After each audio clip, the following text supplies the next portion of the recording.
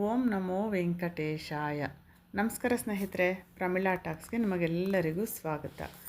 2026 ಸ್ವಸ್ತಿಶ್ರೀ ಪರಾಭವ ನಾಮ ಸಂವತ್ಸರ ಜೂನ್ ತಿಂಗಳ ಅಧಿಕ ಮಾಸದಲ್ಲಿ ಬರುವಂತಹ ಸಂಕಷ್ಟಹರ ಚತುರ್ಥಿ ಯಾವ ದಿನಾಂಕದಂದು ಬಂದಿದೆ? ಸಂಕಷ್ಟಹರ ಚತುರ್ಥಿಗೆ ಚೌತಿ ತಿಥಿ ಯಾವ ದಿನ ಪ್ರಾರಂಭವಾಗಿ, ಯಾವ ಸಮಯದಲ್ಲಿ ಪ್ರಾರಂಭವಾಗಿ, ಯಾವ ಸಮಯಕ್ಕೆ ಅಂತ್ಯವಾಗುತ್ತೆ? ಸಂಕಷ್ಟಹರ ಚತುರ್ಥಿಯನ್ನು ಯಾವ ದಿನ ಆಚರಿಸಬೇಕು? ಚಂದ್ರೋದಯ ಸಮಯ ಯಾವಾಗ ಬಂದಿದೆ? ಹೊಸದಾಗಿ ಸಂಕಷ್ಟಹರ ಚತುರ್ಥಿಯನ್ನು ಪ್ರಾರಂಭಿಸುವವರು ಈ ತಿಂಗಳಿನಲ್ಲಿ ಪ್ರಾರಂಭಿಸಬಹುದಾ? ಸಂಕಷ್ಟಹರ ಚತುರ್ಥಿ, ಈ ತಿಂಗಳ ಸಂಕಷ್ಟಹರ ಚತುರ್ಥಿಯ ನಾಮ ಮತ್ತು ಪೀಠದ ಹೆಸರೇನು? ಮತ್ತು ಯಾವ ಸಮಯದಲ್ಲಿ ಸ್ವಾಮಿಗೆ ಮುಡುಪನ್ನು ಕಟ್ಕೋಬೇಕು? ಈ ಎಲ್ಲ ವಿಷಯಗಳನ್ನು ಈ ವಿಡಿಯೋದಲ್ಲಿ ವಿವರವಾಗಿ ತಿಳ್ಕೊಳ್ಳೋಣ ಸ್ನೇಹಿತರೆ. ನೀವಿನ್ನೂ ನನ್ನ ಚಾನಲ್ನ ಸಬ್ಸ್ಕ್ರೈಬ್ ಮಾಡ್ಕೊಳ್ದೇ ಇದ್ದರೆ ದಯವಿಟ್ಟು ಸಬ್ಸ್ಕ್ರೈಬ್ ಮಾಡ್ಕೊಳ್ಳಿ. ಈ ವಿಡಿಯೋ ನಿಮಗೆ ಇಷ್ಟ ಆದರೆ ಒಂದು ಲೈಕ್ ಕೊಡಿ. ಈ ವಿಡಿಯೋ ಯಾರಿಗಾದರೂ ಹೆಲ್ಪ್ ಆಗುತ್ತೆ ಅನ್ನೋದಾದರೆ ಅವ್ರಿಗೆ ಶೇರ್ ಮಾಡಿ. ಸ್ನೇಹಿತರೆ, ವಿಘ್ನೇಶ್ವರನಿಗೆ ಅತ್ಯಂತ ಪ್ರಿಯವಾದ ತಿಥಿಗಳಲ್ಲಿ ಬಹಳ ಮುಖ್ಯವಾದದ್ದು ಚವಿತಿ ತಿಥಿ.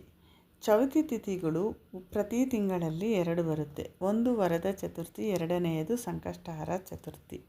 ಅಮಾವಾಸ್ಯೆಯ ನಂತರ ಬರುವ ಚತುರ್ಥಿ ವರದ ಚತುರ್ಥಿ. ಪೌರ್ಣಮಿ ನಂತರ ಬರುವ ಚತುರ್ಥಿಯನ್ನು ಸಂಕಷ್ಟಹರ ಚತುರ್ಥಿ ಅಂತ ಕರಿತೀವಿ. ವರದ ಚತುರ್ಥಿಯನ್ನು ವಿನಾಯಕ ಚೌತಿ ದಿನ ಮಾತ್ರ ಆಚರಿಸ್ತೀವಿ. ಸಂಕಷ್ಟಹರ ಚತುರ್ಥಿಯನ್ನು ಮಾತ್ರ ಪ್ರತಿ ತಿಂಗಳು ಆಚರಿಸ್ತೀವಿ.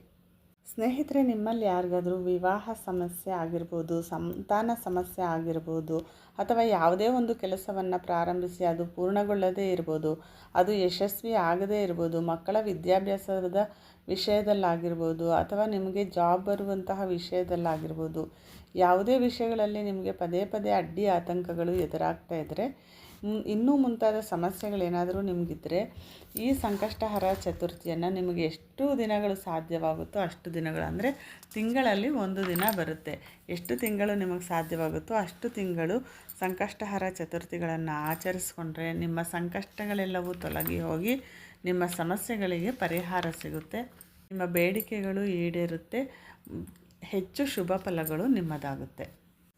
ಇದು ಅಧಿಕ ಮಾಸ ನಡೀತಾ ಇದೆ. ಈ ಅಧಿಕ ಮಾಸದಲ್ಲಿ ನೀವು ಹೊಸದಾಗಿ ಪ್ರಾರಂಭಿಸುವವರು ಯಾರಾದರೂ ಇದ್ದರೆ ಈ ತಿಂಗಳಲ್ಲಿ ಪ್ರಾರಂಭಿಸಲು ಬಹಳ ಶುಭ ಸಮಯ. ಈ ತಿಂಗಳು ನೀವು ಹೊಸದಾಗಿ ಪ್ರಾರಂಭಿಸುವವರು ಪ್ರಾರಂಭಿಸ್ಕೊಳ್ಬಹುದು.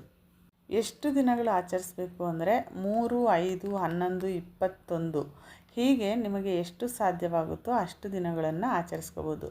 21 ದಿನ ಅಂದರೆ 21 ತಿಂಗಳುಗಳು ಬರುವಂತಹ ಹುಣ್ಣಿಮೆಯ ನಂತರ ಬರುವಂತಹ ಚೌತಿ ತಿಥಿಯಂದು ನೀವು ಸಂಕಷ್ಟಹರ ಚತುರ್ಥಿಯನ್ನು ಆಚರಿಸ್ಕೊಂಡ್ರೆ ನಿಮಗೆ ಅಪಾರವಾದ ಪುಣ್ಯ ಫಲಗಳು, ಶುಭ ಫಲಗಳು ನಿಮ್ಮದಾಗುತ್ತಲ್ಲದೆ ನಿಮ್ಮ ಬೇಡಿಕೆಗಳು ಖಂಡಿತ ಈಡೇರುತ್ತೆ.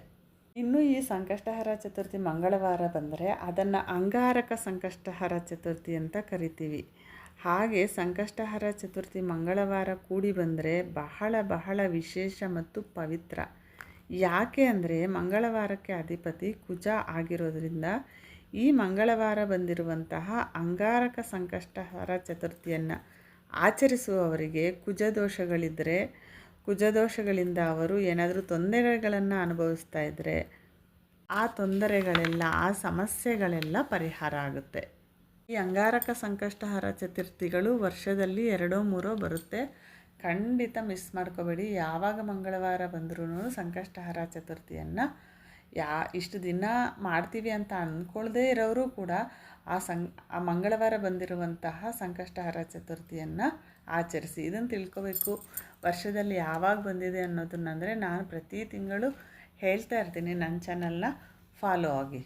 ಹಾಗಾದರೆ 2026 ಜೂನ್ ತಿಂಗಳಿನಲ್ಲಿ ಸಂಕಷ್ಟಹರ ಚತುರ್ಥಿ ಯಾವ ದಿನಾಂಕದಂದು ಬಂದಿದೆ ಅಂತ ನೋಡೋದಾದರೆ, ಜೂನ್ ತಿಂಗಳಲ್ಲಿ ಸಂಕಷ್ಟಹರ ಚತುರ್ಥಿ ಅಂದರೆ ಚೌತಿ ತಿಥಿ ಜೂನ್ 3ನೇ ತಾರೀಕು 2026 ಬುಧವಾರ ಸಾಯಂಕಾಲ 6:45 ಪ್ರಾರಂಭವಾಗಿ ಜೂನ್ 4ನೇ ತಾರೀಕು 2026 ಗುರುವಾರ ರಾತ್ರಿ 8:20 ಅಂತ್ಯವಾಗುತ್ತೆ. ಸ್ನೇಹಿತರೆ, ನಾವು ಸಂಕಷ್ಟಹರ ಚತುರ್ಥಿಯನ್ನು ಜೂನ್ 3ನೇ ತಾರೀಕು ಆಚರಿಸಬೇಕಾಗುತ್ತೆ. ಈ ದಿನ ನಕ್ಷತ್ರ ಪೂರ್ವಾಷಾಢ ನಕ್ಷತ್ರ ಇದೆ. ಇದು ರಾತ್ರಿ 10:56 ಪೂರ್ವಾಷಾಢ ನಕ್ಷತ್ರ ಇರುತ್ತೆ. ವಿಘ್ನೇಶ್ವರನನ್ನು ಪ್ರತಿ ತಿಂಗಳು ಒಂದೊಂದು ನಾಮದಿಂದ ಒಂದೊಂದು ಪೀಠದಿಂದ ಪೂಜಿಸ್ಕೊಳ್ಬೇಕಾಗುತ್ತೆ. ಈ ತಿಂಗಳು ಪೀಠದ ಹೆಸರು ದೂರ್ವಾ ಬಿಲ್ವ ಪತ್ರ ಪೀಠ ಅಂತ. ನಾಮದ ಹೆಸರು ಬಂದು ವಿಭುವನ ಪಾಲಕ ಮಹಾಗಣಪತಿ ಎನ್ನುವ ನಾಮದಿಂದ ನೀವು ಸ್ವಾಮಿಯನ್ನು ಪೂಜಿಸ್ಕೊಳ್ಬೇಕಾಗುತ್ತೆ. ಏನಿದು ನಾಮದ ಹೆಸರು ಪೀಠದ ಹೆಸರು ಅಂತ ಕೇಳಿದರು ಲಾಸ್ಟ್ ವಿಡಿಯೋದಲ್ಲಿ. ಸ್ನೇಹಿತರೆ, ಪೀಠದ ಹೆಸರು ನೀವು ಸ್ವಾಮಿಯ ವ್ರತವನ್ನು ಆಚರಿಸಿಕೊಳ್ಬೇಕಾಗಿರುವವರು, ಅಂದರೆ ಸಂಕಷ್ಟಹರ ಚತುರ್ಥಿಯನ್ನು ಆಚರಿಸುವವರು ಸ್ವಾಮಿಗೆ ಸಪ್ರೇಟವಾಗಿ ಪೀಠವನ್ನು ಹಾಕ್ಕೊಳ್ತೀರಲ್ವ, ಆಗ ಆ ರೀತಿ ಪೀಠವನ್ನು ಹಾಕ್ಕೊಳ್ಳುವಾಗ ದೂರ್ವಾ ಬಿಲ್ವ ಪತ್ರಪೀಠ ಅಂತ ಹೇಳಿಕೊಂಡು ಪೀಠವನ್ನು ಅಲಂಕರಿಸ್ಕೋಬೇಕು. ನಾಮದ ಹೆಸರನ್ನು ಅಂದರೆ ನೀವು ಪೂಜೆ ಮಾಡ್ಕೊಳ್ಳೋವಾಗ ವಿಭುವನ ಪಾಲಕ ಮಹಾಗಣಪತಿಯೇ ನಮಃ ಅಂತ ಕನಿಷ್ಠ ನಿಮ್ಗೆ ಎಷ್ಟು ಬಾರಿ ಸಾಧ್ಯವೋ ಅಷ್ಟು ಬಾರಿ ಹೇಳ್ಕೊಳ್ಬೇಕು. ಈ ದಿನ ಪೂರ್ತಿ ನೀವು ವಿಭುವನ ಪಾಲಕ ಮಹಾಗಣಪತಿಯೇ ನಮಃ ಅಂತ ಎಷ್ಟು ಬಾರಿ ಸಾಧ್ಯವೋ ಅಷ್ಟು ಬಾರಿ ಮನಸ್ಸಿನಲ್ಲಿ ಜಪಿಸಬೇಕು. ಬನ್ನಿ ಹಾಗಾದರೆ ಸಂಕಷ್ಟಹರ ಚತುರ್ಥಿ ವ್ರತವನ್ನು ಸಿಂಪಲ್ಲಾಗಿ ಹೇಗೆ ಆಚರಿಸ್ಕೊಳ್ಬಹುದು ಅನ್ನೋದನ್ನು ತಿಳ್ಕೊಳ್ಳೋಣ. ಸ್ನೇಹಿತರೆ, ಪ್ರತಿ ತಿಂಗಳು ಪೌರ್ಣಮಿಯ ನಂತರ 3-4 ದಿನಗಳಿಗೆ ಬರುವ ಚೌತಿ ತಿಥಿಯಂದು ಪ್ರದೋಷ ಸಮಯದಲ್ಲಿ ಚೌತಿ ಯಾವ ದಿನವಾದರೆ ಇರುತ್ತೋ ಆ ದಿನ ನಾವು ಸಂಕಷ್ಟಹರ ಚತುರ್ಥಿಯನ್ನು ಆಚರಿಸ್ಕೊಳ್ಬೇಕು. ಸ್ನೇಹಿತರೆ, ಪ್ರತಿ ತಿಂಗಳು ನೀವು ಕೃಷ್ಣ ಪಕ್ಷದಲ್ಲಿ ಪೌರ್ಣಮಿಯ ನಂತರ ಬರುವಂತಹ ಚೌತಿ ತಿಥಿಯಂದು ಸಂಕಷ್ಟಹರ ಚತುರ್ಥಿಯನ್ನು ಆಚರಿಸಬೇಕಾಗುತ್ತೆ. ಈ ದಿನ ಬೆಳಗ್ಗೆ ನೀವು ಬ್ರಾಹ್ಮಿ ಮುಹೂರ್ತದಲ್ಲಿ ಎದ್ದು ಮನೆಯೆಲ್ಲ ಸ್ವಚ್ಛ ಮಾಡಿಕೊಂಡು ಮನೆ ಬಾಗಿಲನ್ನು ಸಾರಿಸಿ ಹೊಸಲು ಪೂಜೆಯನ್ನು ಮಾಡಿಕೊಂಡು ದೇವರ ಮನೆಯಲ್ಲಾಗಲಿ ಅಥವಾ ಸಪ್ರೇಟಾಗಿ ಪೀಠವನ್ನಾದರೂ ಹಾಕ್ಕೊಂಡು ನೀವು ವಿಘ್ನೇಶ್ವರನ ಪೀಠ ಅಥವಾ ವಿಗ್ರಹವನ್ನು ಇಟ್ಕೊಂಡು ನಿಮಗೆ ಸಾಧ್ಯವಾದರೆ 21 ಪತ್ರೆಗಳನ್ನು ಇಟ್ಕೊಳ್ಳಿ. ಸಾಧ್ಯವಾಗಿಲ್ಲ ಅಂದರೆ ಗರಿಕೆ ಮತ್ತು ಎಕ್ಕೆ ಹೂ ಇದ್ದರೂ ಸಾಕು. ಸ್ವಾಮಿಗೆ ಇಟ್ಕೊಂಡು ನಿಮಗೆ ಏನು ಹೂವು ನಿಮಗೆ ಸಿಗುತ್ತೋ ಆ ಹೂಗಳಿಂದ ಅಲಂಕಾರ ಮಾಡ್ಕೊಳ್ಳಿ. ಮೋದಕ, ಕಡುಬು, ಉಂಡೆ ನಿಮಗೇನು ಸಾಧ್ಯವಾಗುತ್ತೋ ಆ ನೈವೇದ್ಯವನ್ನು ಸ್ವಾಮಿಗೆ ಇಟ್ಕೊಳ್ಳಿ. ಹಣ್ಣು ಹಾಲನ್ನು ಇಟ್ಕೋಬೋದು, ಅವಲಕ್ಕಿಯನ್ನು ಇಟ್ಕೋಬೋದು ನೈವೇದ್ಯವಾಗಿ. ಈ ರೀತಿ ನೀವು ಅಲಂಕಾರವನ್ನು ಮಾಡಿಕೊಂಡು 2 ತುಪ್ಪದ ದೀಪಗಳನ್ನು ಹಚ್ಕೊಳ್ಳಿ. ಗರಿಕೆ, ಎಕ್ಕೆ ಹೂ ಅಥವಾ ನಿಮಗೆ ಏನು ಹೂವು ಇರುತ್ತೋ ಆ ಹೂಗಳಿಂದ ಹೂ ಮತ್ತು ಅಕ್ಷತೆಯಿಂದ ಸ್ವಾಮಿಗೆ ಓಂ ಗಂ ಗಣಪತಿಯೇ ನಮಃ ಅಂತ ಆಗಲಿ ಅಥವಾ ಈ ತಿಂಗಳು ನಾಮದ ಹೆಸರಿದೆ ಅಲ್ವಾ, ಓಂ ಶ್ರೀ ವಿಭುವನ ಪಾಲಕ ಮಹಾಗಣಪತಿಯೇ ನಮಃ ಅಂತ 108 ಬಾರಿ ಹೇಳಿಕೊಂಡು ಸ್ವಾಮಿಯನ್ನು ಅರ್ಚನೆ ಮಾಡ್ಕೊಳ್ಳಿ, ವಿಗ್ರಹಕ್ಕಾಗಲಿ ಫೋಟೋಗಾಗಲಿ. ಸ್ನೇಹಿತರೆ, ಇಲ್ಲಿ ಆಡಂಬರ ಮುಖ್ಯ ಅಲ್ಲ, ಶ್ರದ್ಧಾ ಭಕ್ತಿ ಮುಖ್ಯ. ಇದಕ್ಕಿಂತ ಮುಖ್ಯವಾದ ವಿಷಯ ಹೇಳೋದು ಮರ್ತೋಗಿದ್ದೀನಿ. ಸ್ನೇಹಿತರೆ, ನಿಮಗೆ ಏನು ಸಂಕಲ್ಪ ಇದೆಯೋ ಅದನ್ನು ಹೇಳಿಕೊಂಡು ನೀವು ಸ್ವಾಮಿಗೆ ಮುಡುಪನ್ನು ಕಟ್ಕೋಬೇಕು. ಒಂದು ಬಿಳಿ ಅಥವಾ ಹಳದಿ ಬಟ್ಟೆಯನ್ನು ತೆಗೆದುಕೊಂಡು ಅದರಲ್ಲಿ 11 ರೂಪಾಯಿ, 21 ರೂಪಾಯಿ ಅಥವಾ 101 ರೂಪಾಯಿಯನ್ನು ಇಟ್ಟು ಒಂದು ಏಲಕ್ಕಿ, ಒಂದು ಖರ್ಜೂರ, ಸ್ವಲ್ಪ ಅರಿಶಿನ, ಕುಂಕುಮ, ಜವಾದ್ ಪೌಡರನ್ನು ಹಾಕಿ ಮುಡುಪನ್ನು ಕಟ್ಟಿ ನೀವು ಅಷ್ಟೋತ್ತರಗಳನ್ನು ಹೇಳುವ ಮುಂಚೆ ಸ್ವಾಮಿಯ ಫೋಟೋ ಬಳಿ ಅಥವಾ ವಿಗ್ರಹ ಬಳಿ ಇಟ್ಕೊಂಡು ನಿಮ್ಮ ಸಂಕಲ್ಪವನ್ನು ಮಾಡ್ಕೋಬೇಕು.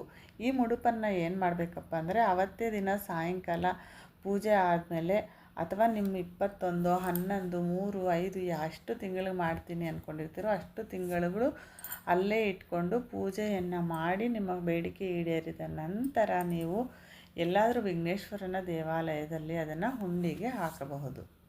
ಈ ರೀತಿ ಅಷ್ಟೋತ್ತರಗಳನ್ನು ಹೇಳ್ಕೋಬೋದು ಅಥವಾ ಈ ರೀತಿ ಮುಡುಪನ್ನು ಕಟ್ಟಿ ಇಟ್ಟು ಬೆಳಗ್ಗೆ ಆರತಿಯನ್ನು ಮಾಡಿಕೊಂಡು ಬಿಟ್ಟು ಸಾಯಂಕಾಲ ಪ್ರದೋಷದಲ್ಲಿ ಮಾಡಲೇಬೇಕು. ಸ್ನೇಹಿತರೆ, ನೀವು ಬೆಳಗ್ಗೆ ಮಾಡಿಕೊಂಡ್ರೂ ಬಿಟ್ಟರು ಸಾಯಂಕಾಲ ಪ್ರದೋಷ ಸಮಯದಲ್ಲಿ ಮಾಡಬೇಕು.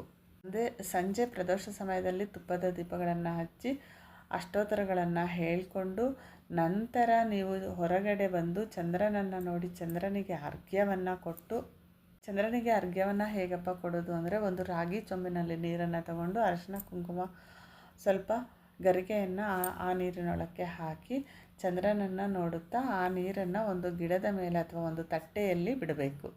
ಚಂದ್ರನಿಗೆ ನಮಸ್ಕಾರ ಮಾಡಿಕೊಂಡು ಬಂದು ನಂತರ ಗಣಪನಿಗೆ ಮಂಗಳಾರತಿಯನ್ನು ಮಾಡಿ ನಂತರ ನೀವು ಬೆಳಗ್ಗೆಯಿಂದ ಉಪವಾಸ ಇದ್ದರೆ ನೀವು ಆಹಾರವನ್ನು ಸೇವಿಸಬಹುದು. ಸ್ನೇಹಿತರೆ, ಈ ವಿಡಿಯೋ ನಿಮಗೆ ಇಷ್ಟ ಆದರೆ ಲೈಕ್ ಮಾಡಿ, ಶೇರ್ ಮಾಡಿ, ನನ್ನ ಚಾನಲ್ನ ಸಬ್ಸ್ಕ್ರೈಬ್ ಮಾಡಿ. ಮತ್ತೊಂದು ವಿಡಿಯೋದೊಂದಿಗೆ ಸಿಗೋಣ.